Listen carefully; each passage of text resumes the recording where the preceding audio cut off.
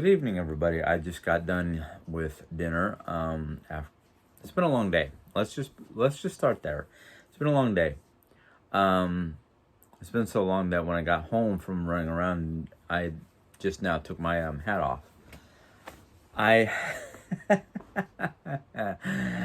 um, Work was good. It was a little exhausting because I felt like I didn't get enough sleep last night, which I'm getting used to. Um, that in fact, I'm not a morning person. Anybody who knows me knows that me getting up before 10 in the morning is like, oh, it must be a job requirement because I'm not a early.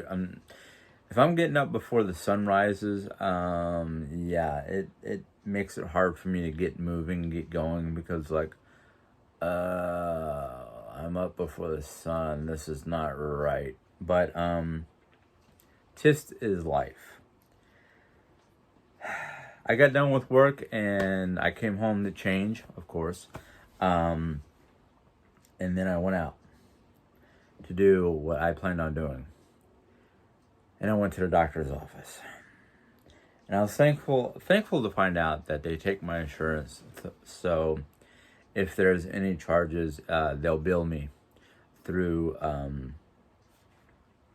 through Ambetter, my health company, whatever, however you want to put them. It was nearly an hour and a half since he had no other appointments after mine.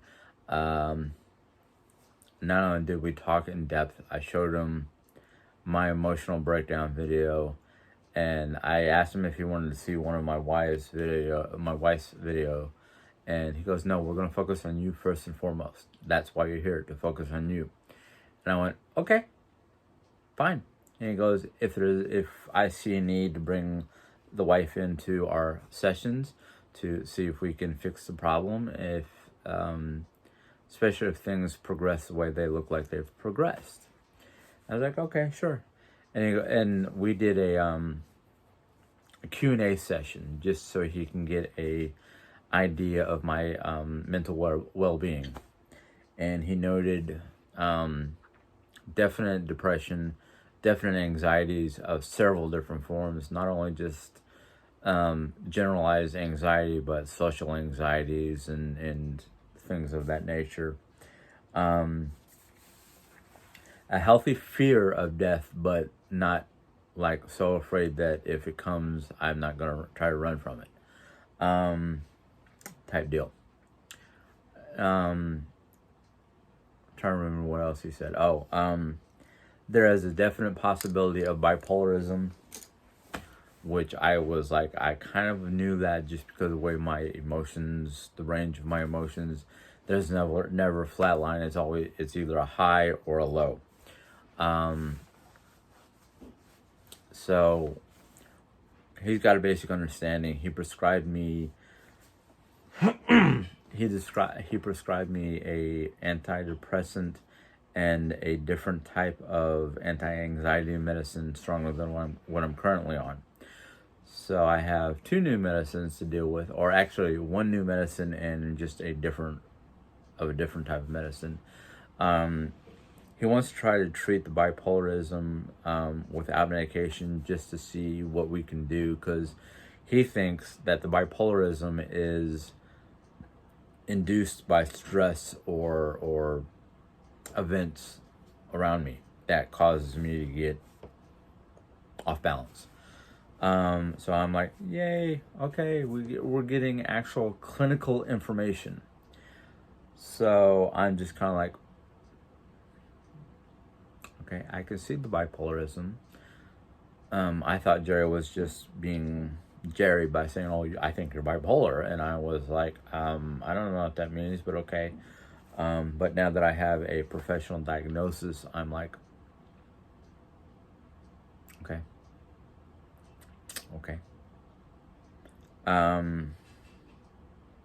I do not remember names of the new medication. In fact, I'm actually waiting for the CVS to either call me to come and get it or swing by there tomorrow after work and try to pick up my medication from CVS. Ooh, why am I drinking that? Ugh. Sorry, it's supposed to be a Wendy's version of a mochaccino. It more is like iced coffee with a sweetener in it. Very little. In fact, if I decide I'm going to finish this off instead of giving it to Jerry tomorrow, I'll probably be adding some of my own creamer in there because that's just like not sweet enough for me. It's a little bitter. But anyhow, yeah, I mean, the only thing the doctor wants me to watch out for is anytime I look like or feel like I'm going to have a mood swing or an issue emotionally, to jot it down. So I'm now carrying around a miniaturized notebook. I have extras in my drawers over there. So I have one in my my work pouch so I can start jotting down information. He also told me some of the possible side effects for the medication he's given me, and if I'm showing any signs of feeling weak or the shakes or unusual pains in my chest and upper torso, to stop taking the medication and give him a call. And I went, okay, sure, no problem. So I have a follow-up appointment late September, like in about 2 to 3 weeks. So mid to late September. He wants to see me like every other week or so, and unless the insurance won't cover it, and then we'll see what we can do. He also told me if the insurance does not cover it, seeing me at least twice a month, we're going to try to find a way to work around that. So I'm like, okay, cool. So I'm like, okay, great. And he also told me if for any reason I feel like I can't come into the office because of personal issues, COVID, whatever, that I can reschedule for a video conference. So I'm like, oh, cool. They do it over Zoom, or I think it was called Zoom. It's one of these internet conferencing type apps. So I'm like, okay, good. Everything's. I guess the only way I can say it is everything right now looks and feels like it's starting to fall into place. I'm getting my regular medical doctors involved in my health issues and whatnot, and I'm now getting a psychiatrist, not a psychologist, a psychiatrist. I keep on wanting to give them, I get their names mixed up. So that's basically what's happened today. Granted, I got home probably about an hour and like 4:15ish thereabouts, and I have been. I decided I wanted to do something for myself. I wanted to get myself Wendy's. Basically, I decided Wendy's, but being the person I am, I wasn't going to come home with a bag of Wendy's just for myself. So I called both mom and Jerry and said, "Hey, I'm thinking about Wendy's for myself. I want Wendy's tonight. Does anybody want anything that's not going to be extravagant?" So mom got her usual plain double hamburger. Jerry got herself a taco salad. And because we used our, I used the app. Jerry talked me through how to use the app. And we got a thing of free chicken nuggets, which I ended up eating because they were breaded, not just plain grilled. Because Jerry is trying to stay away from the whole carb situation. Which, if she feels it's going to help her out with her health and whatnot, so be it. So be it. Maybe because of the fact that she hasn't been eating as many carbs as she used to. Actually, she's actually eating less than what she used to. That's probably helping her lose some of the weight that she's lost. And I will say she has lost some weight. She lost almost 45 to 50 pounds, but I don't know what happened or whatnot, but she ended up regaining about about 5 of those pounds, I think, if I remember right. I don't remember her numbers that well. I know with all the work I've been doing lately, I lost a good, what did the scale say when I weighed myself here at home? It looks like I lost about 5.5 to 10 pounds myself, which I'm kind of like, okay, so instead of weighing 190 something, I now weigh 185, thereabouts, 186. Of course, I look down at my belly and go, well, it didn't go from the belly, so I don't know where it went. Of course, Jerry's always going, what happened to your ass? It got flat. Okay, I guess that's where I lost the weight, is in my butt. Of course, every time she says that, I turn around and look at her and go, yeah, it's because I work my ass off. Literally, work my ass off. Which tends to cause her to scowl, which is kind of like, not trying to try not to make fun of anybody, but it's just like, didn't disappear from my gut when I looked down, so I can't see my butt, so I don't know. But hey, as long as every time I go to the doctor doesn't find anything wrong with me. In fact, I have a follow-up with her on the 26th. In fact, I need to call them and see if I can reschedule it for closer to 3, because she wanted me to come in at 2, and I'm like, I made that appointment before I started work, not realizing what time I was supposed to get off. But the thing is we're usually closed down at 2, and it doesn't take us more than 15 minutes to clean up the department. So I might just show up late and apologize. Show up a few minutes late and say, I'm sorry, I had to finish my job. Which I'm about 95 to 99% sure that my doctor will go, that's fine. At least you came in. So it's kind of like, yeah. But yeah, I'm going to have to try to remember to call them tomorrow after work to say, can I reschedule for anytime after 2:45, 3 o'clock? Or maybe 2:30, and I might be there a little late depending on how fast I can get out of the building. But as long as everything keeps on going up the way they look like they're going, feel like they're going, the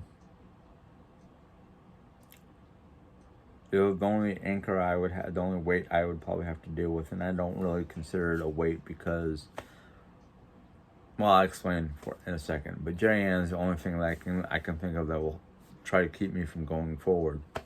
I highly doubt it though, because the fact that she says she wants me to be happy, and the way she acts sometimes, I'm like, maybe you're bipolar as well. I'm not sure.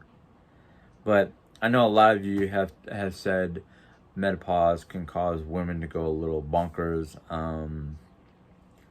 From what I'm seeing and what I understand, what little I understand of menopause, this is probably about the time that most couples who couldn't stand each other in the first place kind of go separate ways. I'm trying my best to understand what she's going through and deal with it, because as I also recently read or found out about, men have something similar to a menopause, but instead of calling it menopause, it's called a midlife crisis. And I'm kind of like, no. I've had multiple if that's the case, I've had multiple midlife crisis situations because of just what goes on in my brain. And the fact of that, I could not understand it and whatnot, but that's one of the many things the doctor is going to help me with and try to understand what's going on in my brain. And one thing I heard about that I have not said anything to my doctor yet, because I'm only talking about my situation, not like the things I've heard about and the things I've read and stuff like that, because I'm not a registered nurse or a professional or anything like that. But I remember hearing from my psychiatrist when I was, actually he was a psychologist, not just a psychiatrist, but the psychologist at the I'm going to give away some information here, folks. The Camelback Hospital of Phoenix, Arizona is a mental health hospital. And I stayed in that place 3 different times for a month each. So I basically spent 90 days, not consecutively. It was like 30 days here, then a couple months later, 30 days, and a month or so later, 30 more days.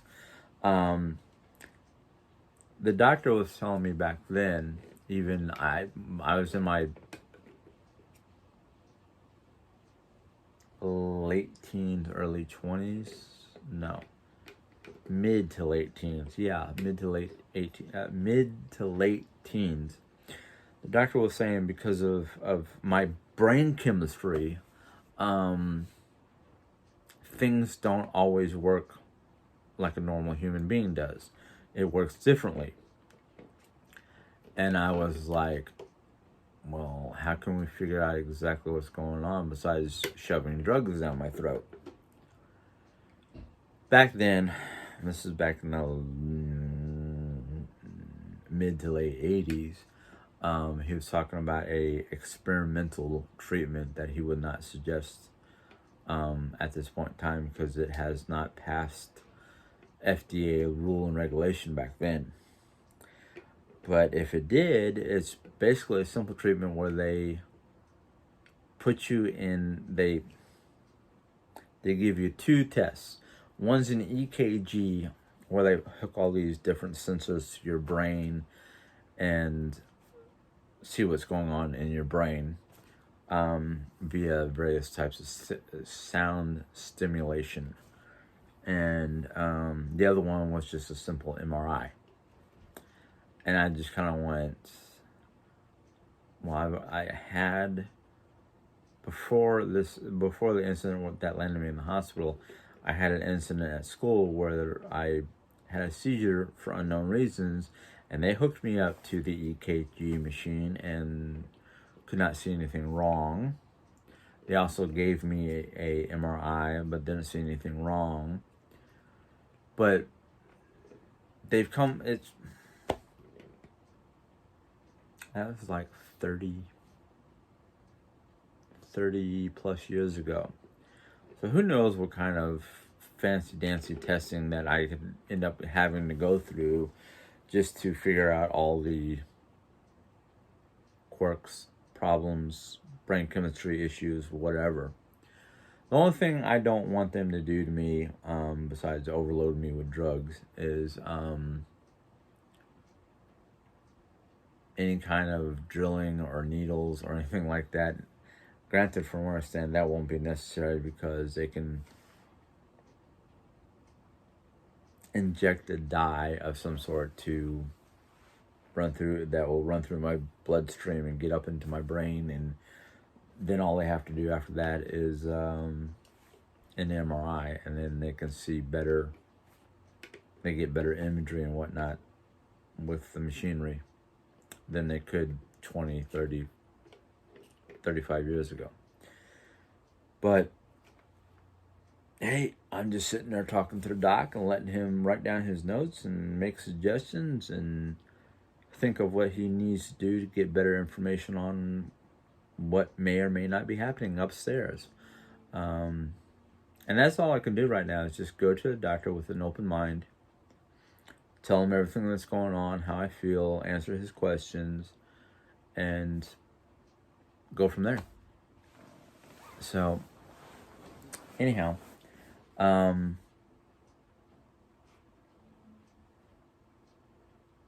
that's today in a nutshell. I'm gonna go ahead and get off so I can spend some time doing a few little cleanups here and there, and then start to settle down so I can go to sleep before 9 o'clock at night. So if you guys enjoyed this video, give it a thumbs up. If you have any questions or comments, go ahead and place them in the question comment box. If you're new to my channel and are interested in what's going on in my life, or just maybe interested in some of the things that you've heard or watched in the past, maybe today is the day that you decide to click the subscription button, and once you do that, a little bell will pop up, and after you click on that bell, YouTube will start to notify you when I put out videos. And until next time, you guys have a good night. Enjoy. Bye.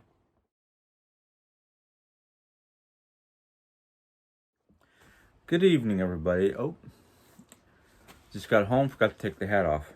How do you like this hat? Simple golf hat. I don't play golf, but I like the style.